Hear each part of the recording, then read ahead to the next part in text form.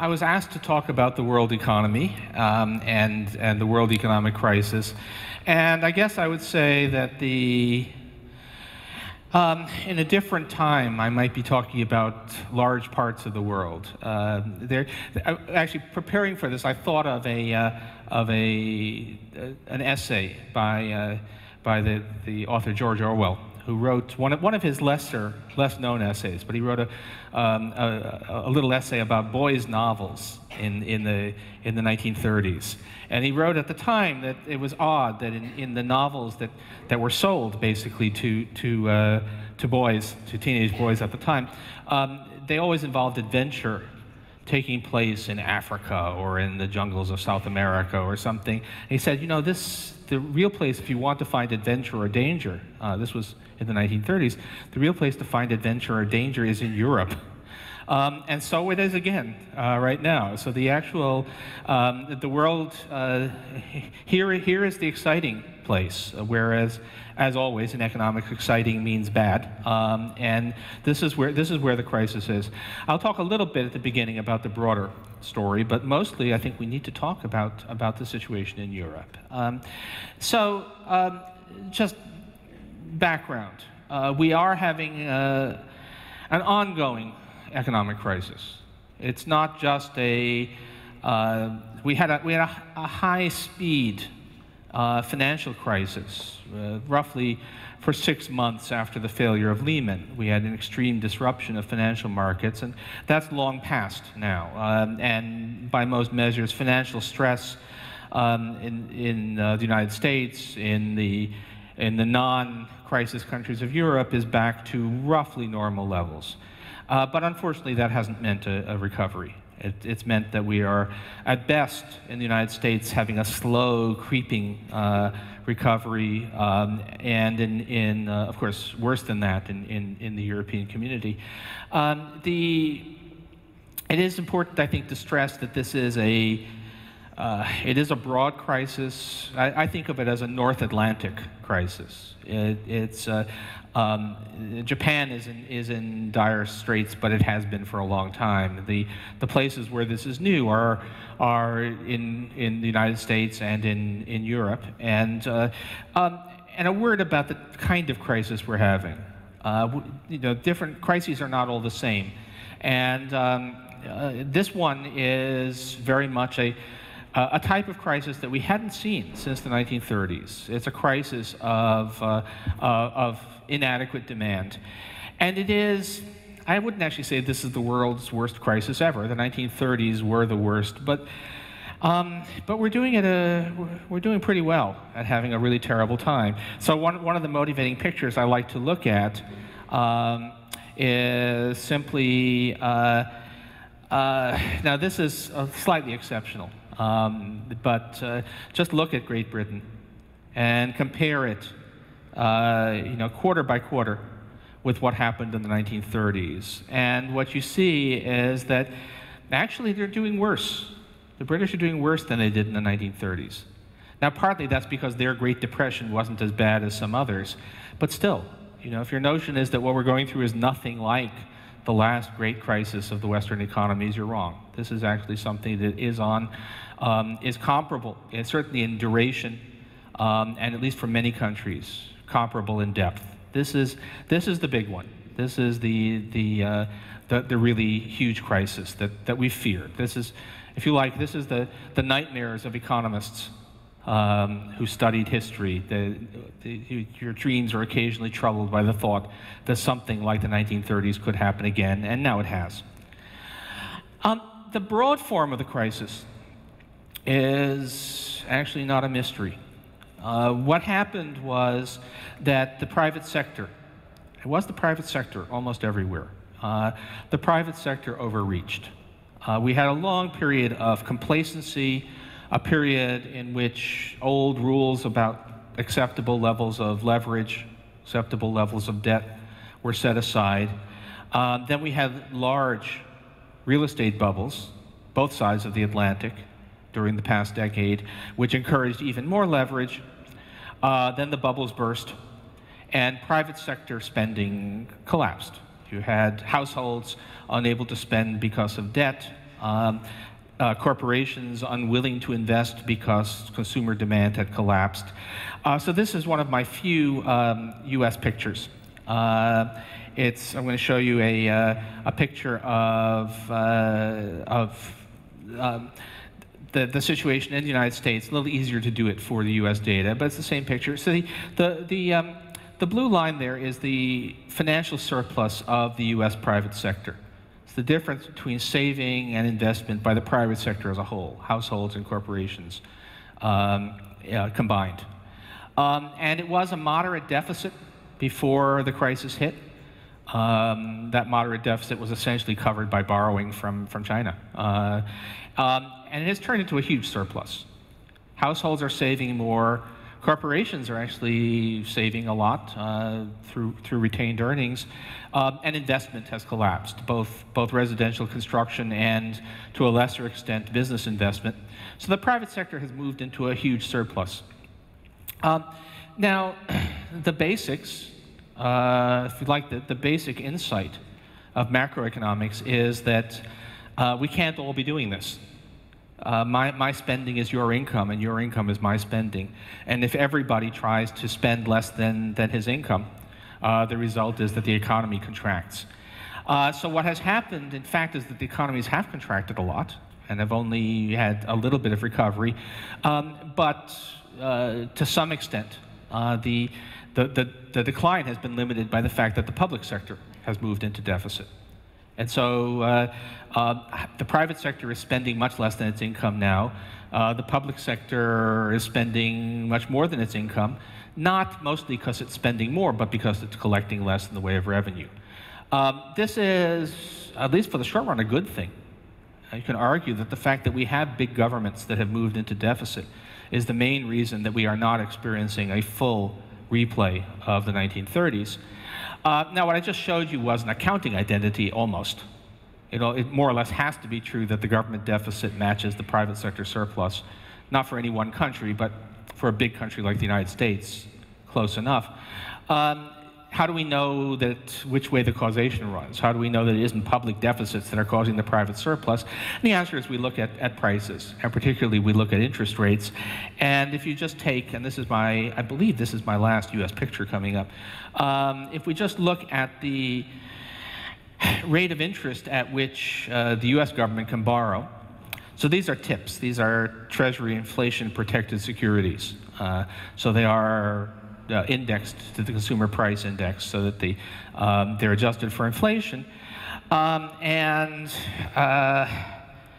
you know, a lot of people were warning that these big US government budget deficits would send interest rates sky high, which was just bad economics. It was a failure to understand the situation. And what's actually happened is that we have all of these savings that the private sector wants to make. The private sector wants to run a large financial surplus.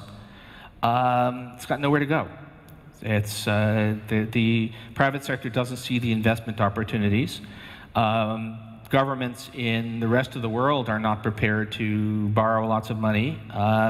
So what happens is the rate of return drops. And we are in this remarkable position now where inflation-adjusted, inflation-protected U.S. securities are negative interest rates. We're in a situation right now where the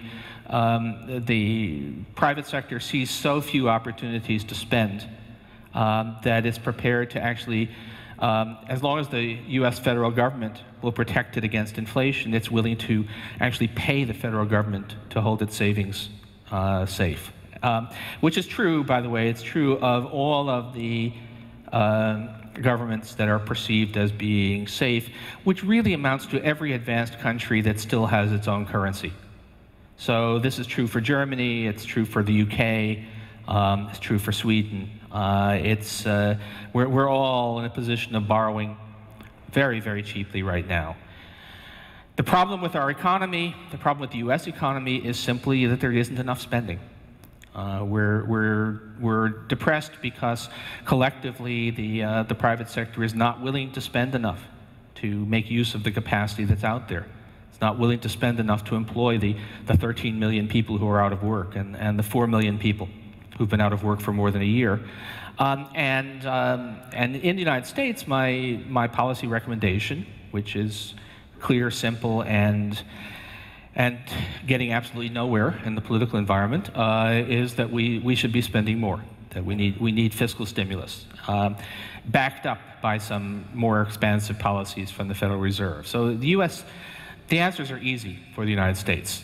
Also easy and also impossible, right? So that's been the tale in a lot of ways of the past several years, is that it's very clear, at least to me, what we should be doing. The trouble is that our political system isn't interested in doing the right thing. But that's our problem. And I guess I would say that these past several years, there's kind of a competition between the United States and the European Union. We're trying to see who can do a worse job of responding to this crisis. And at the moment, you guys are winning. You're ahead in that race to the bottom. Give us time, though. So ask me again after the November election in the United States. But for the moment, Europe is winning that race to make the worst job of it. Okay. The European situation is much more difficult inherently than the U.S. situation.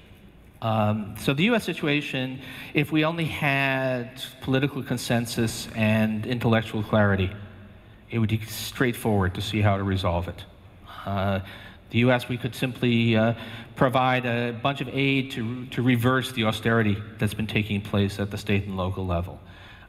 We could convince my former department chairman at Princeton, now demoted to running the world, Ben Bernanke, we could convince him to do the things he advised the Japanese to do back in the year 2000, and the U.S. problem would be over. So politics is the problem, but we have Europe is much more difficult because Europe did something that was a noble enterprise and something that got a lot of people excited, seemed to be the right thing to do, seemed to be the vision for the future, but was actually, in retrospect and to some extent, even in prospect, a really bad idea, which was to introduce the single currency. So Europe went over to a single currency. With a lot of warnings, by the way, that this was going to be really problematic. You can go back. I was fairly involved in the debates over the desirability of the euro back around 1990, 1991. And quite a few objections were raised that the preconditions were not there. Some of those arguments are really clear now. So actually, before I even get into the whole thing of what should be done now and what will be done, which may not be at all the same thing, just to give you an example of the problems. So let me tell you about two economies that look in many ways very, very similar, which is the economy of Ireland and the economy of the state of Nevada. So they're identical. I mean, not the view out your window, obviously, but they both had similar size housing bubbles. They both have similar unemployment rates right now. Both had an extreme bubble, collapsed bubble, severe recession. But Ireland is in a fiscal crisis, and Nevada is not. And the reason is in Nevada, a lot of retired people in Nevada, those retired people get their pensions from the U.S. federal government in Washington. They get their health care from the U.S. federal government in Washington. To the extent that Nevada benefits from the U.S. military as a defense establishment, that's paid for from Washington. So Nevada, I actually been trying to do some numbers on this. As best I can make out, Nevada is receiving aid from the federal government. We don't call it that because it's all automatic. But if you include the payments of Social Security, Medicare that are not paid for by taxes, if you include the unemployment benefits, which come from Washington, the food stamps, Nevada is effectively receiving transfers, not loans, but transfers from the U.S. federal government on the order of around 6% or 7% of GDP. In other words, Nevada is receiving aid on a scale that no European crisis country can, in its wildest imagination, dream of receiving. That's because we have a truly federal system, which is why the US can work fairly easily with a single currency. Europe cannot. So Europe has a much more difficult thing. Trying to make this single currency work was always going to be difficult. We should have seen it coming. The problem in Europe, from my perspective, is the one that everyone worried about, if you were sensible, 20 years ago, which is the problem of asymmetric shocks, the problem of something happening that differentially affects different parts of the currency zone, and the lack of any good way to adjust to those shocks. At the time, I think the view was pretty much that sound policies would ensure that there would be no major asymmetric shocks, which was always a foolish notion, if you ask me.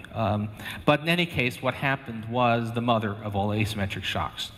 And so we've had this terrible, terrible dilemma within the European system. Now, for the European, a lot of the argument, so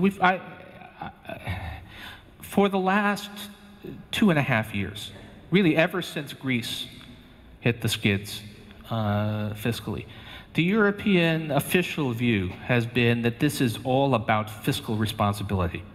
It's all about governments that were profligate, and now they have to make up for that with austerity. Here's the list of countries for which that story has some truth, the full list of countries for which that story has some truth. Greece, end of list. Greece is completely unique. The Greek story is infuriating because the Greeks have actually poisoned the well for everybody else. The rest of the countries did not do fiscal irresponsibility, at least not what was seen as being fiscally irresponsible at the time. And the quintessential crisis country now, the core of the problem, is actually Spain. And just as a reminder, because people do forget this, here's a comparison of Spain and Germany before and after the crisis. This is, let's see if we can get to the next one. Oops, sorry, go back.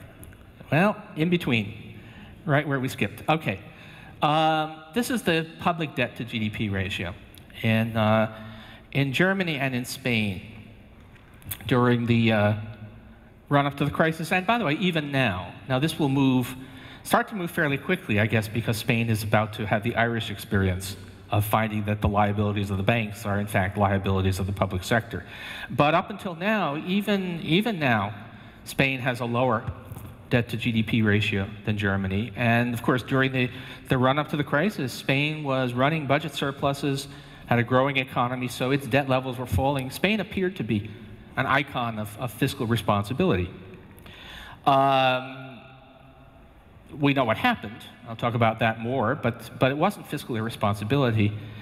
And yet the recipe for solving the Eurozone's problems up until just about now has been entirely based upon the view that fiscal austerity is the answer. We need to reverse those irresponsibility, and that's the route forward. You might ask, and many of us did ask, what will happen if if everybody's tightening, fiscal contraction, isn't that going to really do a lot of damage to the economies? We already have depressed economies, high unemployment. Won't that make it even worse? And 2 years ago, I still think it's a remarkable story to look at the way the discussion went 2 years ago as Europe made this turn, the United States to a lesser extent, but as Europe made this turn towards austerity policies as the centerpiece of everything. There was widespread acceptance of a highly speculative economic doctrine, which was the notion that austerity at the government level would actually be expansionary for the private economy. So the doctrine of expansionary austerity, which is not standard economics. It's not what the textbooks say. It was backed by basically 2 papers that were widely cited, but actually did not stand up at all well under examination. It was just a generally very dubious thing, which somehow got adopted, I guess because it was politically and emotionally appealing, and it got adopted. And I usually quote Jean-Claude Trichet saying foolish things about this, not because he's actually any worse than a lot of other people, but because of his position, and because actually there's a certain clarity in how he speaks that makes him quotable when he says something that's obviously wrong. So I feel bad, because I have no personal problems with Trichet, but he is quotable on these things. And above all, the claim was that, that despite the evident, direct negative impact of government cuts on the economy, that it would nonetheless be positive because it would inspire confidence. And so my contribution, I think, to the language of economics has been, I invented a phrase for that belief, which is the, I called it believing in the confidence theory. And I have a picture here in a second, I think. A friend actually sent me this. So it's a little statue. That's the confidence fairy. This is on my bookshelf at home. That's the confidence fairy who will make everything better when you contract government spending, and who unfortunately has failed to make an appearance in real life. For those who are wondering, by the way, the mug that's sitting behind, that's a beer mug that I found at a flea market sale. That's a beer mug with the face of Herbert Hoover. So if you're want your American, there's a little bit of American history in there as well. All right. This hasn't worked. If you were thinking that that austerity was going to actually inspire confidence and lead to a European expansion, it hasn't worked out that way at all. And at this point, I guess for future textbooks, we'll be in a position to, when somebody says, how do we know that this stuff you say about Keynesian economics, that says that fiscal expansion boosts the economy and fiscal contraction shrinks the economy, how will we know? And it actually, historically, it's been very hard to provide really clear evidence, because big changes in fiscal policy don't happen that often. For the United States, most of our evidence comes from wars. Actually, most places, mostly comes from wars. Military buildups and military drawdowns are the major examples. Those, fortunately, don't happen very often. And also, they're often accompanied by other things happening. But now, if you want experiments, if you want somebody to perform a major experiment in economics to see what actually works in terms of policy, well, the Eurozone has done it. And so we can produce charts like this. This is showing, oops, is that, did we miss one there? We missed one, there we are. This is showing first election, but it doesn't change much. The austerity is measured by the change in an estimate of the structural balance of general government. So for those, probably people know that you want to correct, when a country goes into a recession, the budget typically moves into deficit, but that's not a change in policy, that's just a fall in revenue. So we try to correct for that, and this is the IMF's measure. We can see and then we can see the actual results in terms of economic growth, and just look at it. The countries that have practiced extreme austerity, which so far have been Ireland and Greece, with Portugal coming along in that dimension, have all suffered extreme economic contractions. So in case you are wondering, yep, there it is. So these austerity policies have greatly deepened the slump in the countries that practice them. Now, that's not saying, you could say, well, if you were the Prime Minister of Ireland, what would you do differently? And that's an interesting question. I'll get to that. But the answer is it's not mostly something that can be solved at the individual country level. But the point is that these austerity policies have not produced economic recovery. On the contrary, they've deepened the slump. We're saying that this is really very serious stuff. We're not, this is GDP, but thinking, as you all know, think about what this all means for employment. Think about what's happening in these countries. So in Greece and in Spain, which has not had a bigger contraction of GDP, but a terrible employment record, youth unemployment is above 50%. In Ireland, it's 30%. So even aside from the suffering of older workers who are out of work and see no prospect, what is this doing to the next generation? So it's a social and an economic catastrophe, and bids fair to become a political catastrophe. But I'll get there in a few minutes also. So what about success stories? Doesn't austerity finally bring rewards? And people keep on looking for rewards. They keep on looking for something to turn up.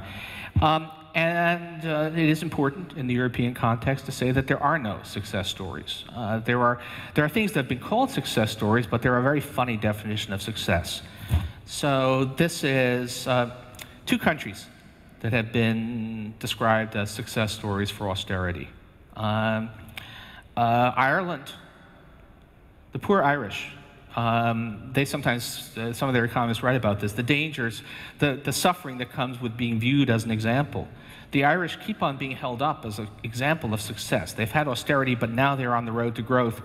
And this has happened twice, summer of 2010 and then again last fall, that the Irish were held up as a role model of success, except it keeps on sort of not coming. And then we hear Latvia has been held up as a success story because they are growing. But geez, after an incredible economic decline. So Latvia is, by that same token, the United States in 1935 was a success story because we grew pretty rapidly from 1933 to 1935, except we were still deep in the Great Depression, and more or less the same thing right now. What about the bond markets? So a lot of this is about trying to supposedly to satisfy the bond markets. And it is just worth pointing out, actually Latvia, which didn't have much debt to begin with, has regained access to the markets. But Ireland, despite, the Irish have been the good soldiers. They've done everything they were asked to do. It still hasn't gotten them back in the good graces of the market. So if we take a look at, whoops, if we can have that slide back. If we can take a look at the CDS spread. I'd use the bond rates also, but this one was just a little easier to produce the picture. Wow, all of this austerity, 15% unemployment, 30% youth unemployment, savage cuts in public services, GDP, actually GNP, for technical reasons, is a better measure for Ireland, but GNP down by, both of them down by double digits. And still, nowhere close to being able to actually return to financial markets. So this has been a real ongoing disaster. Okay, so what actually are the prospects? I think, well, the crucial thing for Europe now, I think, is to understand what the real problem is. And the real problem is not actually the fiscal deficits. It's not even the collapse of bond market confidence, though those are symptoms. Those are symptoms of the broader underlying problem. The fundamental problem within the Eurozone is that that the coming of the euro caused a period of misplaced optimism, and that it's now extremely difficult to undo the effects of that era of misplaced optimism. More or less, I mean, this is actually a pretty close, it sounds like it's oversimplifying, but I think it really isn't. With the coming of the euro, investors believed that all Eurozone debt was safe. What could go wrong? And so there was a lot of, there was very nearly an equalization of borrowing costs all across the euro area. Even so, and that was a big change. Historically, Spanish rates had been significantly higher than German rates, Greek rates quite a lot higher than German rates. And so there was this, that collapsed. Money became cheap. Naturally, fueling large capital inflows into Southern Europe, fueling a large a surge of money, also, of course, housing bubbles, a great boom in Southern Europe. That was, it was a consequence of people feeling that the risks of economic instability in Europe had been ended. Well, okay. And the flip side of that is that there were large movements of trade balances within Europe. And this is your sort of basic story of the European picture. So these are the current account balances of, measured as a share, by the way, of the combined GDP of the euro area, just as a kind of a way to normalize it, of Germany on the one side, and so that's Greece, Ireland, Portugal, Spain, Italy. I know people like other versions of that acronym. I think that, actually it turns out there's no good way to do this. If you use pigs, then people say you're being a racist, but it turns out that using this one, I also get accused of being racist. I don't know what to do here, but anyway, the crisis countries, which are, by the way, just to think about the scale of this, now that Italy is in that club, this is now a third of European GDP. So we're no longer talking about some small peripheral problem. We're talking about a good, solid third of the European economy is in crisis. This is all money, this is a vast flow of money from north to south, roughly speaking. Ireland, a little bit funny case, but basically, flow of money from north to south. Who's responsible for that? Well, with the exception of the government of Greece, it's not governments at all. It's private sector. Private sector transactions, there were two sides to those transactions. So there's this tendency now to say, oh, look at those Spaniards who borrowed irresponsibly. But if a Spanish caja makes what turns out to have been a bad housing loan, which was financed by borrowing on the wholesale market from a German Landesbank, who exactly is the guilty party here? And I think the answer is nobody. Everybody was over-optimistic. It was just a general belief that nothing really bad could happen. There are things that have been called success stories, but they're a very funny definition of success. So this is two countries that have been described as success stories for austerity. Ireland, the poor Irish. They sometimes, some of their economists write about this, the dangers, the suffering that comes with being viewed as an example. The Irish keep on being held up as an example of success. They've had austerity, but now they're on the road to growth. And this has happened twice, summer of 2010 and then again last fall, that the Irish were told, we're held up as a role model of success, except it keeps on sort of not coming. And then we hear Latvia has been held up as a success story because they are growing. But geez, after an incredible economic decline. So Latvia is, by that same token, the United States in 1935 was a success story because we grew pretty rapidly from 1933 to 1935, except we were still deep in the Great Depression, and more or less the same thing right now. What about the bond markets? So a lot of this is about trying to supposedly to satisfy the bond markets. And it is just worth pointing out, actually Latvia, which didn't have much debt to begin with, has regained access to the markets. But Ireland, despite, the Irish have been the good soldiers. They've done everything they were asked to do. It still hasn't gotten them back in the good graces of the market. So if we take a look at, whoops, if we can have that slide back. If we can take a look at the CDS spread. I'd use the bond rates also, but this one was just a little easier to produce the picture.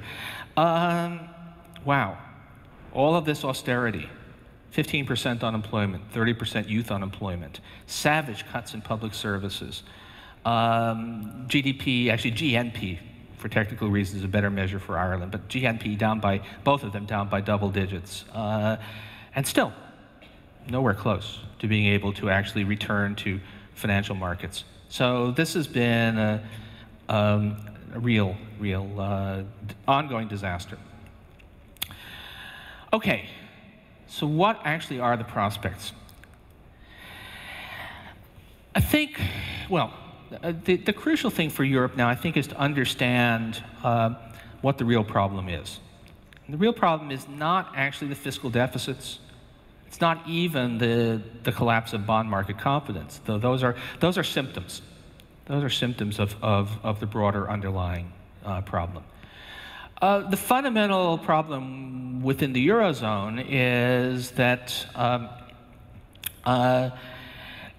that the coming of the euro caused a period of misplaced optimism, and that it's now extremely difficult to undo the effects of that era of misplaced optimism. More or less, I mean, this is actually a pretty close, it sounds like it's oversimplifying, but I think it really isn't. With the coming of the euro, investors believed that all Eurozone debt was safe. What could go wrong? And so there was a lot of, there was very nearly an equalization of borrowing costs all across the Euro area.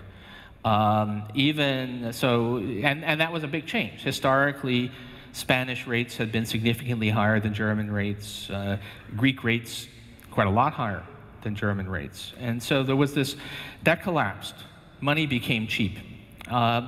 Naturally, fueling large capital inflows into Southern Europe, fueling a large surge of money, also, of course, housing bubbles, a great boom in Southern Europe. That was, you know, it was a consequence of people feeling that the risks of economic instability in Europe had been ended. Well, okay. And the flip side of that is that there were large movements of trade balances within Europe. And this is your sort of basic story of the European picture. So these are the current account balances of, measured as a share, by the way, of the combined GDP of the Euro area, just as a kind of a way to normalize it, of Germany on the one side, and so that's Greece, Ireland, Portugal, Spain, Italy. I know people like other versions of that acronym. I think that, actually it turns out there's no good way to do this. If you use pigs, then people say you're being racist, but it turns out that using this one, I also get accused of being racist. I don't know what to do here, but anyway, the crisis countries, which are, by the way, just to think about the scale of this, you know, now that Italy is in that club, this is now a third of European GDP. So we're no longer talking about some small peripheral problem. We're talking about a good, solid third of the European economy is in crisis. This is all money, this is a vast flow of money from north to south, roughly speaking. Ireland, a little bit funny case, but basically, flow of money from north to south. Who's responsible for that? Well, with the exception of the government of Greece, it's not governments at all. It's private sector. Private sector transactions, there were two sides to those transactions. So there's this tendency now to say, oh, look at those Spaniards who borrowed irresponsibly. But you know, if a Spanish caja makes what turns out to have been a bad housing loan, which was financed by borrowing on the wholesale market from a German Landesbank, who exactly is the guilty party here? And I think the answer is nobody. Everybody was over-optimistic. It was just a general belief that nothing really bad could happen, which of course was wrong. The counterpart of these capital flows was they have to be, the capital flows translated to trade imbalances. What's the mechanism through which that happens? It's basically differential inflation. All that money flowing into Southern Europe meant that there was higher inflation, higher growth in costs. And so if we look at unit labor costs, which are various, again, there are many different measures, but just look at what happened to unit labor costs in manufacturing, starting from the creation of the euro. You have Germany flat, Spain, great increase. And so, of course, Spanish manufacturing becomes uncompetitive. Spain runs a large trade deficit, which does not appear to be a problem in 2005, because there's all this housing construction which is keeping the economy booming. But of course, turns out to have been a problem in retrospect. A couple of things to say about that before I move on. One is, we get a lot of lecturing right now from Germany, saying, well, we did austerity and it worked and we were able to recover. And the German economy was actually fairly weak in the late 1990s and it came out. The question is, well, how did that happen? And the answer is, well, you had a nice export market in Southern Europe that was inflating away and making plenty of room. So if you want Spain to redo what you did, where is the counterpart taking place in the European core to what happened in the European periphery when the core was making its way up? The other thing is, a lot of saying, oh, well, people should have known that this was all wrong. It was not easy. Let's put it this way: even if you did say that there was something very dangerous, it was very hard to persuade anybody. When things are going well, nobody wants to hear it.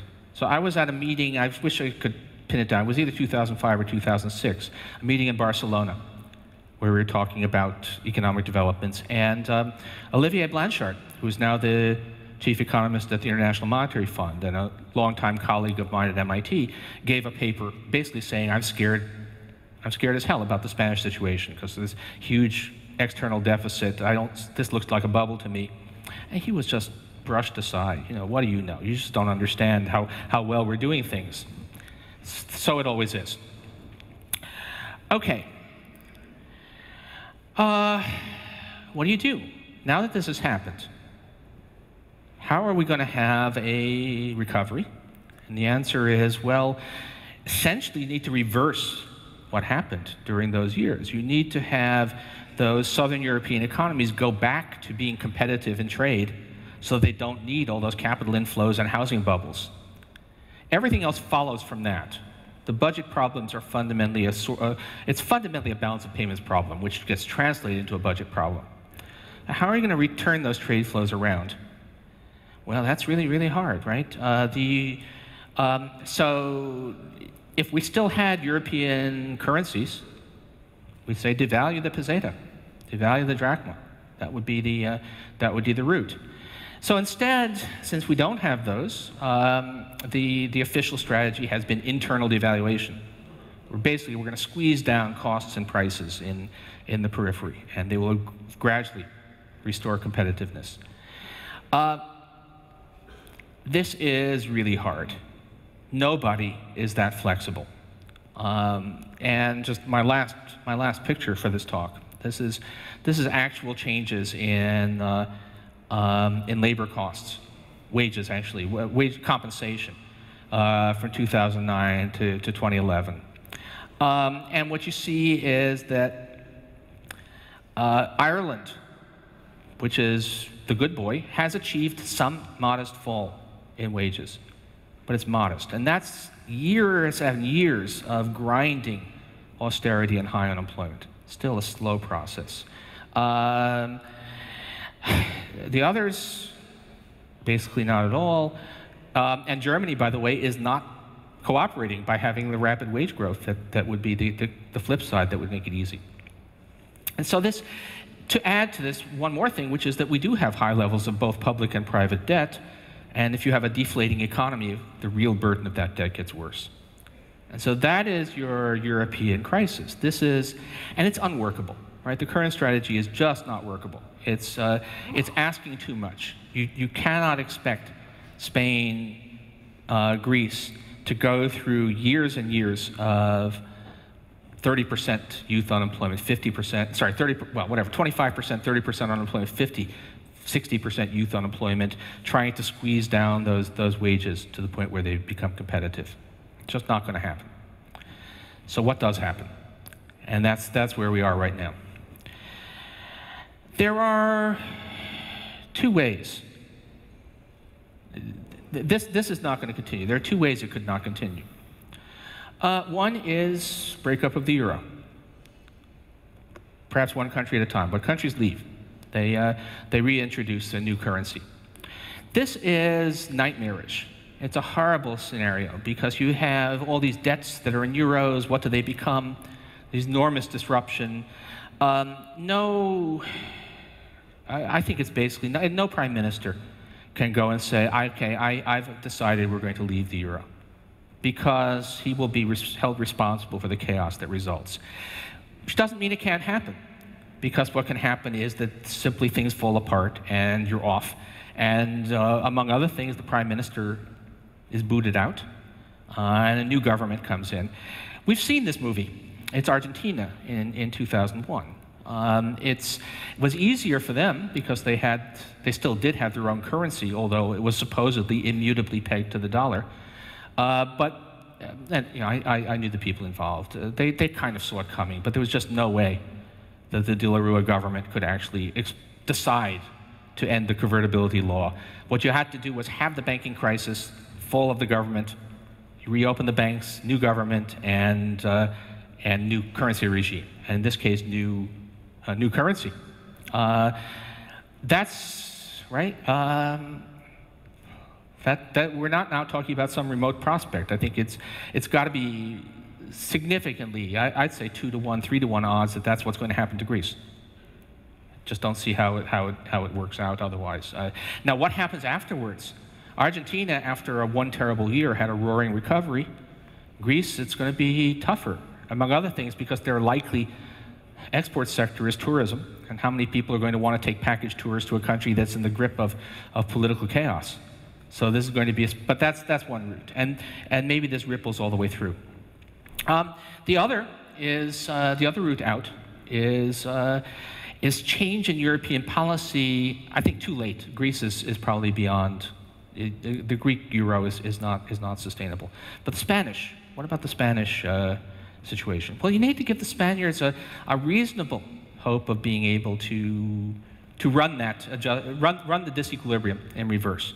They need to have a situation where they can get back to being competitive without having to undergo massive deflation. Can that be done? Only if the Germans are willing to accept substantial inflation themselves, and in fact, probably only if the overall Eurozone inflation rate is significantly higher than the rates that are now being considered acceptable.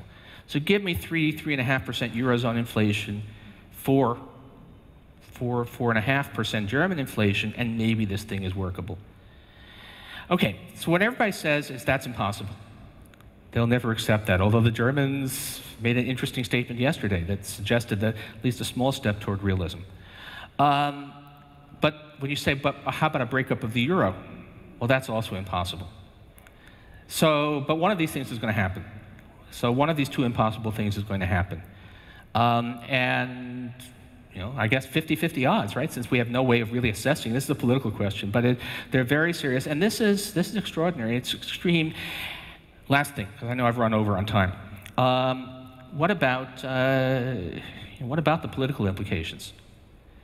Failure of the euro would be a terrible, terrible thing. The European project. I think the euro was a mistake. If I could go back in a time machine, I'd run into the hall at Maastricht and say, "Don't do it," right? Big mistake. But failure of it now is a catastrophic blow to the whole notion of a unified, peaceful, democratic Europe. You don't want to let that happen. The things that are happening now are ugly. I'm happy to see Hollande win in France, because I think that brings some flexibility. The Greek election, problem is all of the reasonable people were part of a national unity government presiding over a failing party. And who's left, who are the winners, is the extreme fringes. So, we now have ghosts of the 1930s suddenly coming back to life, not just in Greece, but elsewhere in Europe. And nobody, this is very frightening stuff. Hell of a story. And I guess I'm praying that Frankfurt and Berlin find a way to drop their notions of what is right and proper, and realize that this is not a morality play, and that they have to accept some things that they don't really like if they want to save the European project, which they damn well better do, or we'll all pay the price. Thank you.